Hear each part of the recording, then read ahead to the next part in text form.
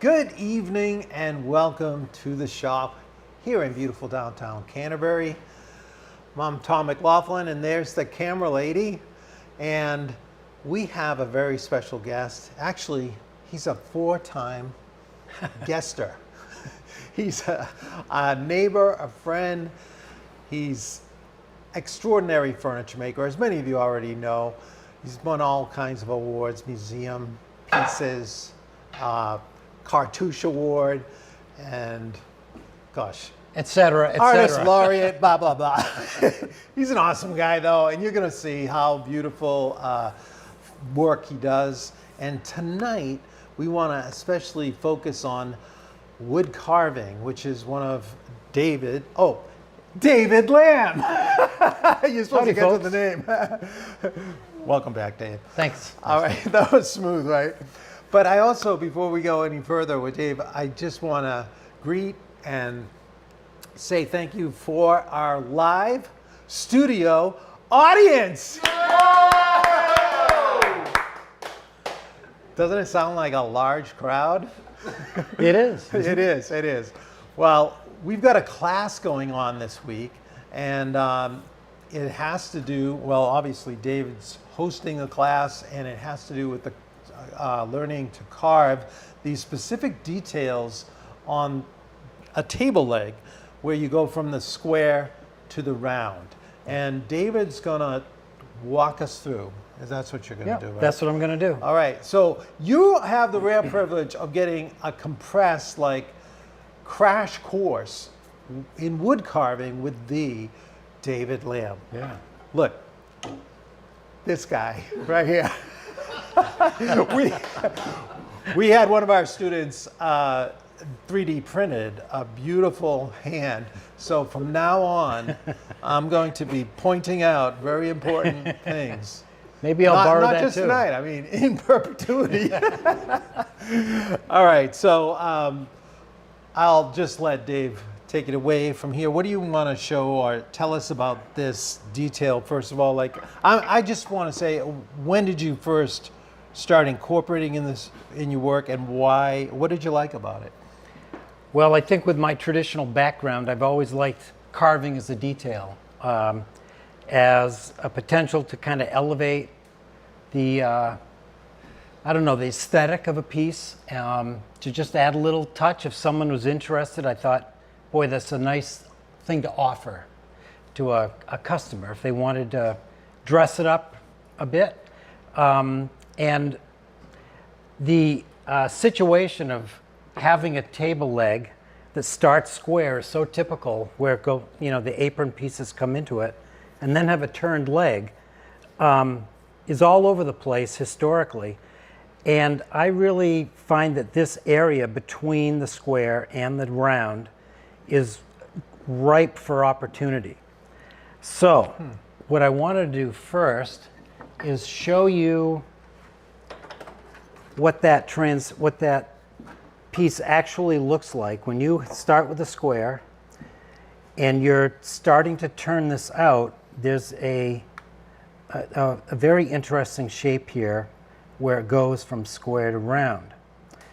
And I started looking at that shape as something that we could work with, and once you flatten that, you get this kind of obvious, at least to me, triangular shape. And I thought, well, that's a perfect place for a leaf.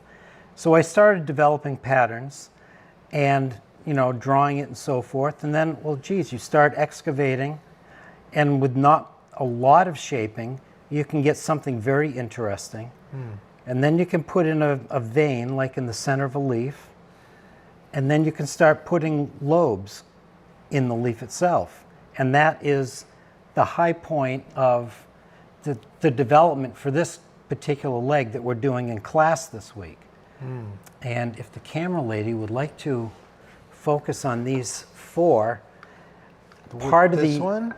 Yes. Or this one? Well, all four of them. All 1, 2, 3, 4. And we just started with a simple one. Everyone had this exercise of these 4 practice legs.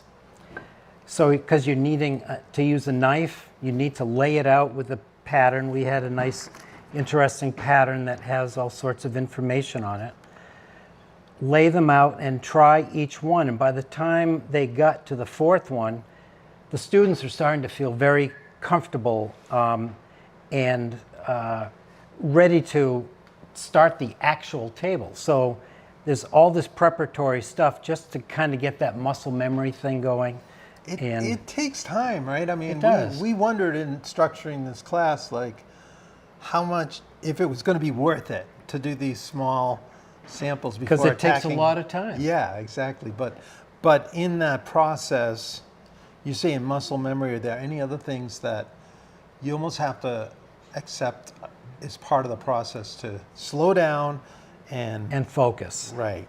And then and- sharpening was part of it. too. Sharpening was a big part of it. But you know, one thing that became apparent to a lot of the students was, you know, as when they start, they were kind of like hesitant, kind of picking at it. Right. But the more they did it, the more self-confidence they had, and the longer their stroke, the cleaner the results were. And that paid dividends, because then when they got their four legs, they just went to it without hesitation. They knew exactly what to do. And I always refer to it as like practicing a piano. If you're going to learn how to play a major piece of music, you're not going to just start playing it. You're going to have to practice your scales and understand the tool. So that's what we did.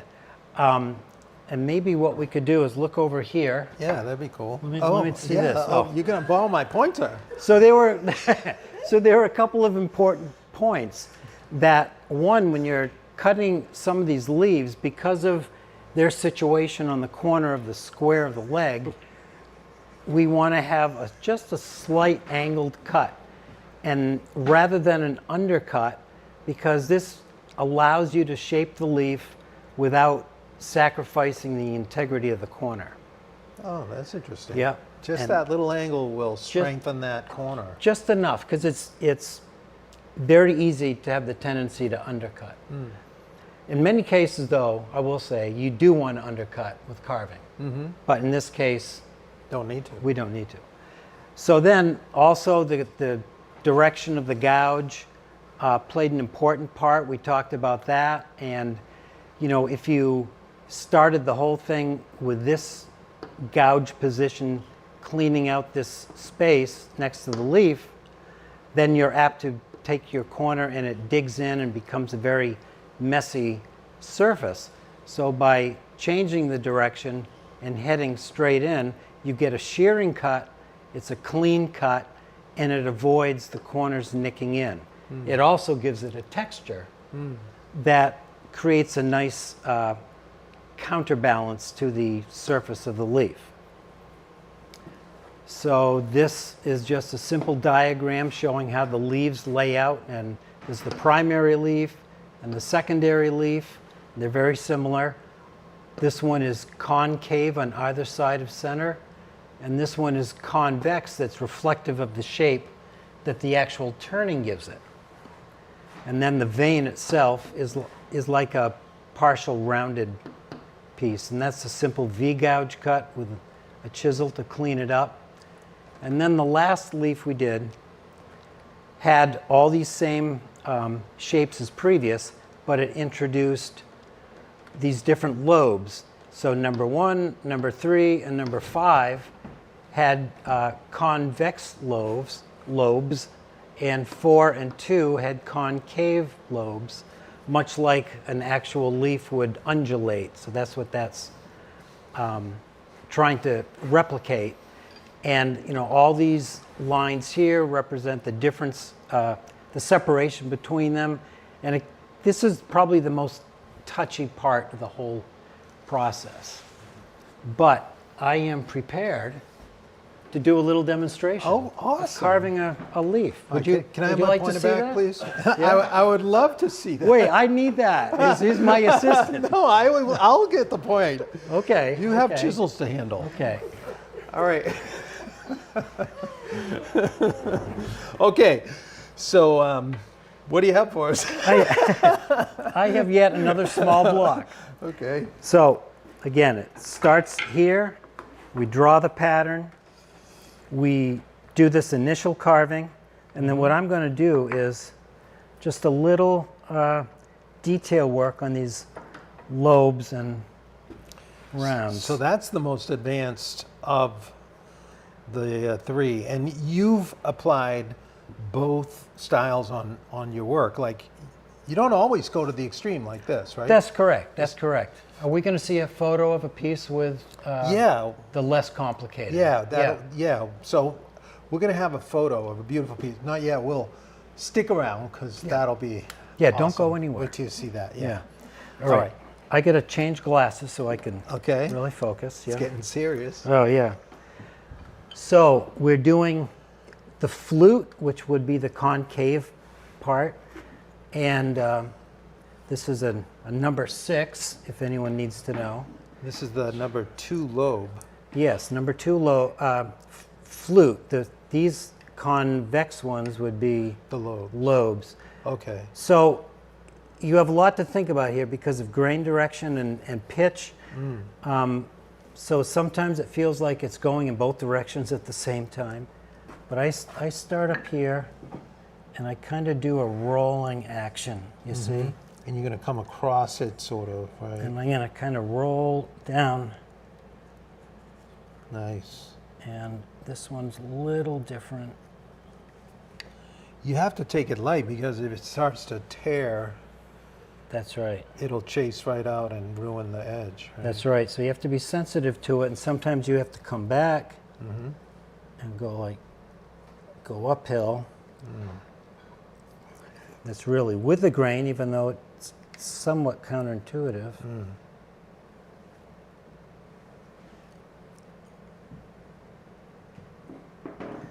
So as you roll, this also allows you to do sort of a taper cut because you see it's wider at the top than it is at the bottom.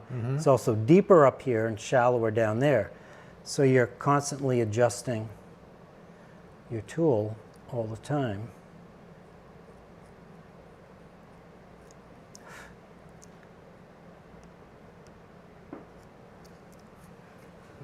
Nice. Yeah, and then the same thing up here. I can see why when you first do this, you just pick at it, as you say, because it's a little unnerving after you've put all that work into it. Yeah. You got to that point, and you don't want it to chip out. And that's right, because then everything could be lost, right? Yeah. And sometimes it does chip out, and what do you do then? Oh, it never chips out. Well, sometimes you have to, do a little surgery, like reconstructive surgery. Sometimes you can correct it without having to glue anything back. Well, but sometimes you have to do stuff like that. I have walked into the shop this week when, I won't mention names, but 1 or 2 students were on the floor looking for a piece. Yeah. It unfortunately happens. Came off. Yeah, so that's and you can salvage things by a good gluing. There again, you don't want to rush it because you want it to be nice and tight and then solid again when you reapproach it. Yeah, but I know, in all seriousness, I know you don't have to get on the floor anymore. I've had to do that once or twice in the last 15 years. Yeah. I certainly have. Yeah. And so this is one of the lobes, and you notice that my chisel is bevel side up here, and that's so I can get nice and flat to the shape, that is.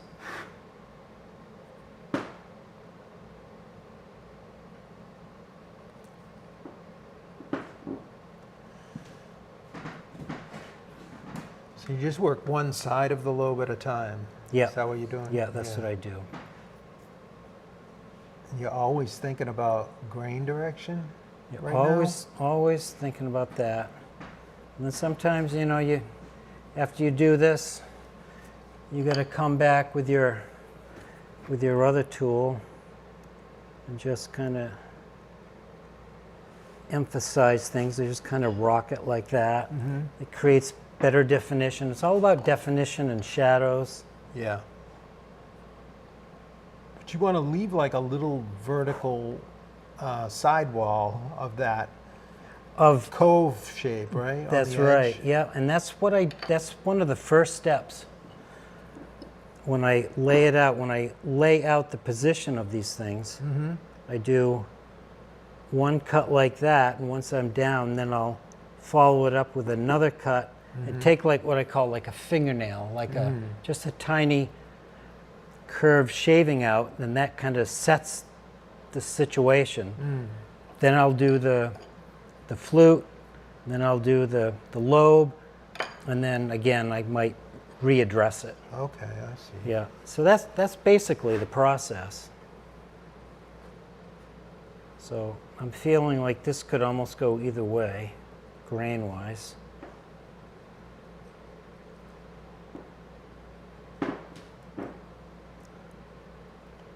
And it gets pretty tight, so even with a simple table, you need to be careful. Right, guys? Yeah. Is the camera lady's light helping you right now? It's fine, yeah. What about a raking light? Does that? Oh yeah, that you see does not that? help. I tell you, light is so critical. Sorry. Sometimes you need shadows in order to see what you're doing.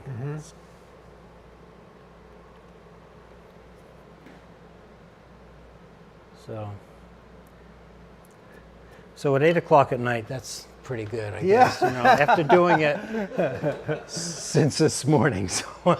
So this, what's a finished one like? This is a finished example, right? So Yeah, we can this is kinda a. see the light yeah, raking yeah. across that. Yeah. Yes. That looks So it gets awesome. kind of complex. It's kind of cool. A lot of undulation and you see with the secondary leaf being uncarved except for just the simple concavity, is that a right word? It creates a nice, contrast to the carved leaf that. And then it looks, this was another example where you have, very interestingly, you're going from square to octagonal on this leg. Right. It starts out round, and then you have to carve that. Yeah, in fact, when I turn it, turning is one of the earlier steps. It's just to get the transition and the bead. And then the whole taper is done on a shaper jig. So it comes out and the knife comes out and then it's, You just stop and clean I that gotta up. clean that out, right. That's so slick. Yeah. But it does look, like you said earlier, it looks different on a light colored wood like that. It just Yeah, reads it a little does. differently. And this is curly maple. It's a soft maple, so it was pleasant to carve. If it was bird's eye maple or sugar maple, it was like, whoa, Oh yeah. Right. that's a job. What about, when do you choose to go with the fuller carved, and when would you choose to use the simpler version? It's almost a customer choice. I mean, I would offer them both to a customer. I think because this one has more facets, the rest of the table also had some other veneer work and some other details that kind of justified this attention. Yeah, to go a little further with the carving. Correct. That's awesome. It is so interesting how the flat, faceted surfaces and this simple leaf counterbalance the detail, and that's so sculptural the way it The way is it over rolls, and under. yeah. Yeah, Yeah. the crisp edges. Wow. Well, we want to show you a finished piece. Before we do, I just want to tell you all, we have these events coming up in the fall, just a short month away for the first one. In late September, we have what's called Epic Weekend, where from Thursday night, late Thursday, through Saturday, we have a number of presentations. There's no stress on you to build anything. It's all presentation based.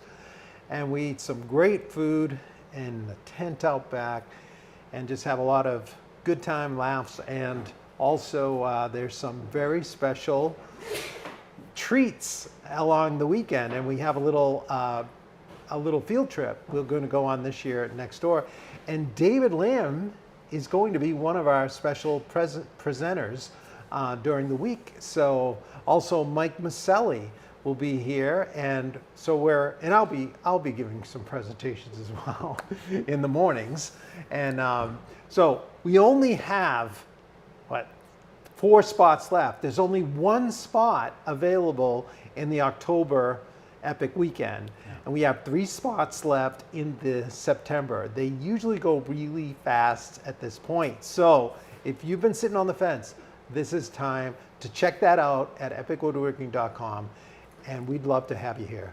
They can't hear me, but, they can hear probably September 24th through 26th and October 8th through the 10th. September 24th through the 26th and October 8th through the 10th. But check it out at the website, and you can link in the description below. The camera lady is telling me, you are doing a great job. All right. Also, if you like this content, please consider liking, of course, sharing, and subscribing, most importantly. Now, we want to get back and show you that example of carving. We have only 1 photo of a settee David had made. Why don't you tell us about this settee, David, in the top right there? Yeah, well, this is kind of cool because, it's a sort of federally inspired piece, with the Gothic arches and this and that, some nice veneer work. And the settee utilizes a very similar carved detail as to what we were just talking about. Mm-hmm. Interestingly, if can we get a close-up of that at all? Yeah. Of one of the front legs? Yeah, we have there we go. Because that shows the bottom leg is similar to what we're carving in class today, with turned going up to square, and then the arm support that comes up out of the top is square to square. So it changes the dynamic of it a little bit, but it makes it very compatible. And it's just kind of an interesting combination of forms. But it's kind of a formal thing. I've done almost the exact same settee, except instead of having the veneered panels, they were carved panels, which completely changes the look of the piece. I've actually done that twice with the carving. And you mean on the armrest? on the armrest and the back panels. Can we go back to that first photo? I'm curious if we could see those arms on there. Yeah, you can see these are veneered in a birch pattern. Mm-hmm. What's the most difficult aspect of that chair, like joinery-wise? The most difficult part, can I point on that thing? No, all right. You The can't most point. difficult part is what I call the saddle, and that's that upper connective thing between the back and the armrest. It's just a, what do you call it? Swag-like Little piece, swag thing, yeah. And it's a compound, weird, twisted, angled, double tenon. Makes your head spin. Makes your head spin and you tear out your hair. What do you do, like feel your way along and like just fit that up, or? I fit a block. I take a block, I've got a pattern thing that I've developed, and I fit the block to fit in there, and then once that's fit, then I draw the pattern of what gets cut out onto it. And it's kind of time consuming. And then it's sort of like floating tenons to join it? Like floating tenons, yeah. Beautiful. Yeah. Nice. Yeah. See, Yes. there's a little secret. Yeah. It would be nice to have a study in that. You could actually look at how that goes together. Yeah. It's really cool. Yeah, it's tricky. Those are mind-bending elements that don't often get noticed. That's something that woodworkers like to do, to contemplate, and then they do it, and then it's like, Yeah, what am I it's doing? then you look back on it and you go, how did that happen? I Yeah, can't remember yeah. how I did that. All right, well, That's true. thank you all so much for hanging out with us. It's always too short with this guy, but we are really grateful that you decided to hang out a bit. And also, we're very thankful to have our live studio audience. Yeah! And what an audience they are. They are.